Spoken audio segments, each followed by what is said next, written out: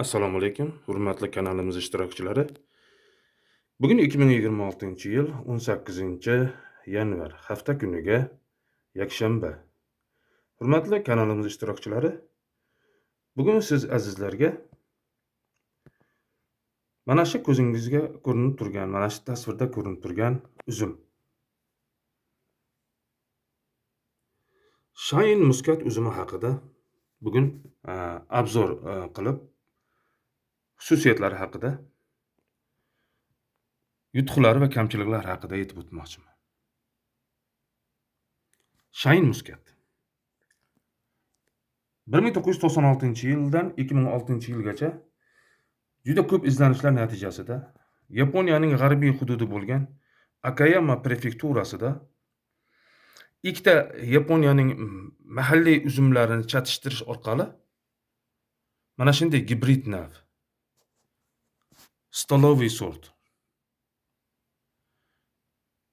ajoyib ta'm, ajoyib ko'rinish, yirik donlar,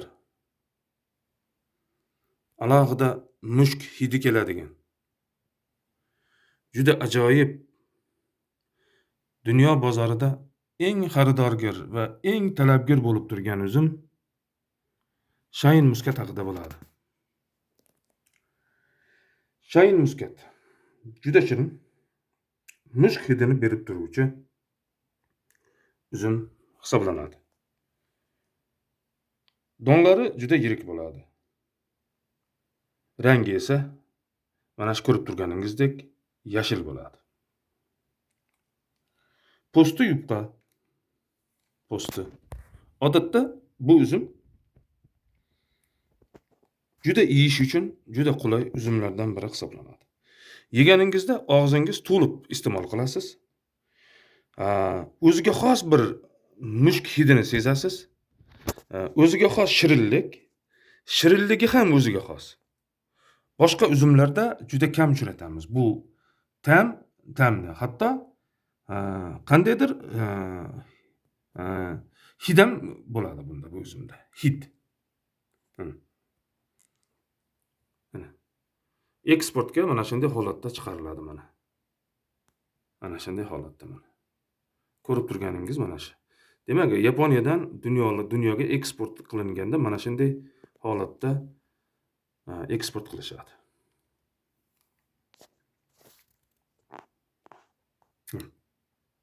Shayin muskat.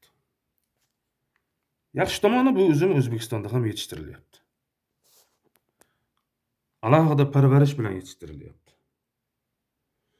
Yaxshi tomoni, o'rganilyapti bu O'zbekiston sharoitiga.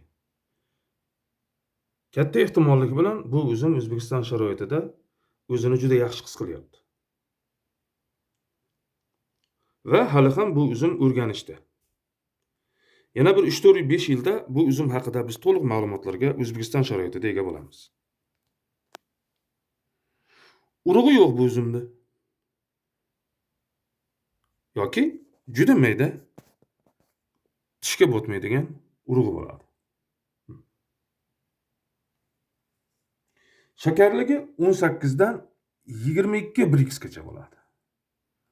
Shakarligi 18 dan 22 Brixgacha. Bu degani shirin degani.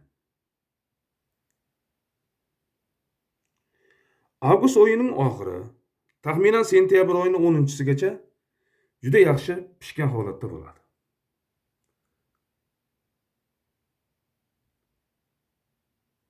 Juda yaxshi pishgan holatda bo'ladi. Quyoshni juda yaxshi ko'radi. Quyosh buni uzumda joni dili.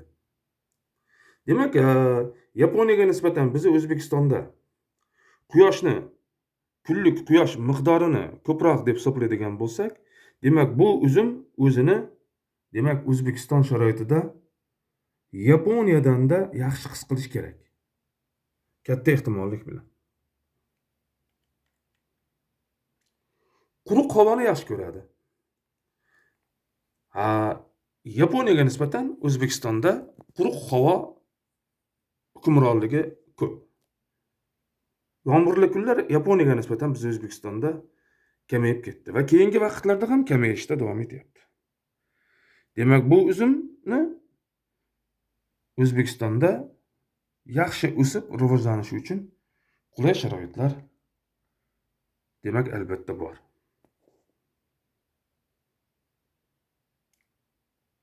Yengil tuproqni, biroz kislotalikka yaqinroq bo'lgan tuproqni yaxshi ko'radi. Yaxshi ko'radi bu. Shuning uchun qattiq gipsli tuproqlarimizda bu uzum o'zini holatini optimal holatga olib kelmasligi mumkin. Shuning uchun bunga bu o'sadigan tuproqqa alohida ishlov berilsa, aytilgan natija albatta bo'ladi. Sho'rma olmagan tuproqda juda yaxshi o'sadi. Sho'r bo'lgan tuproqlarda esa bu uzum biroz qiynaladi. Shuning uchun bu uzumni yaxshi, chiroyli, sho'r bo'lmagan joylarga tuproq boniteti yaxshi bo'lgan joylarda o'zini juda yaxshi his qiladi. -18 gradus haroratda sovurib ketadi. -24 gradus haroratda yer ustini bitta qo'ymay uradi. -34 gradus haroratda ildiz-pildizi bilan buni urib ketadi.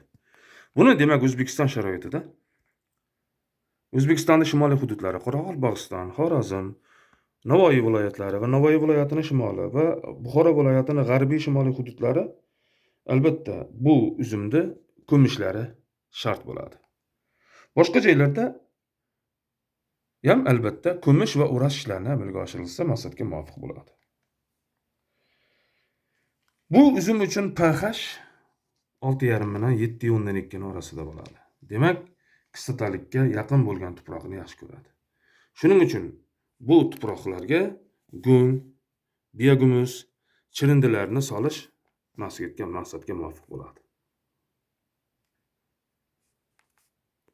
Chunki buni tuprog'ini yaxshilamasdan mana bunday premium turidagi holatga, premium holatiga olib kelish uchun, dunyo bozoriga olib chiqib ketish uchun va dunyo bozorida ham O'zbekistondan kelgan Shayn muskat uzumlarini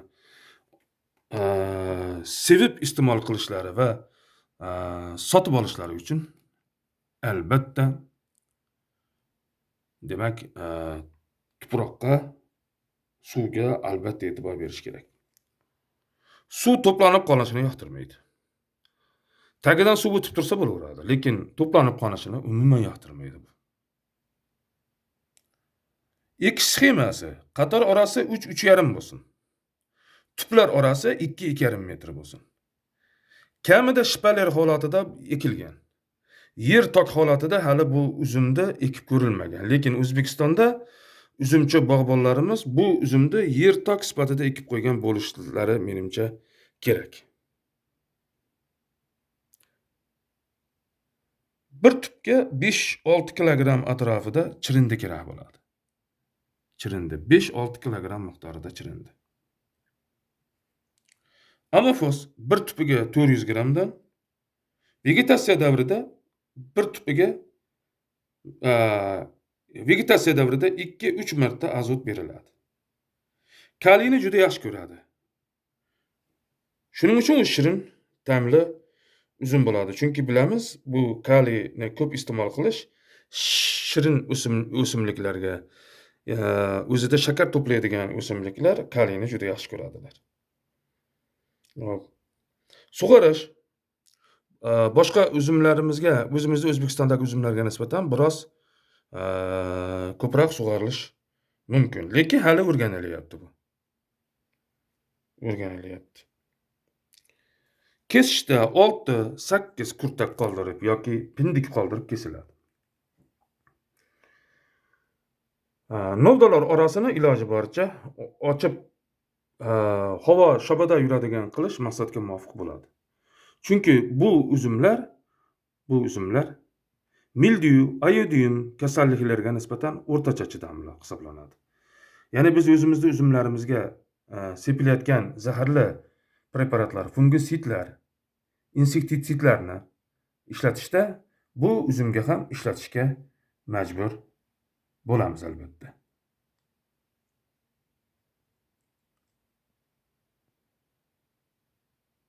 Bu üzümni kaltaklaridan olib, ko'chatlaridan olib, marhamat sotib oling.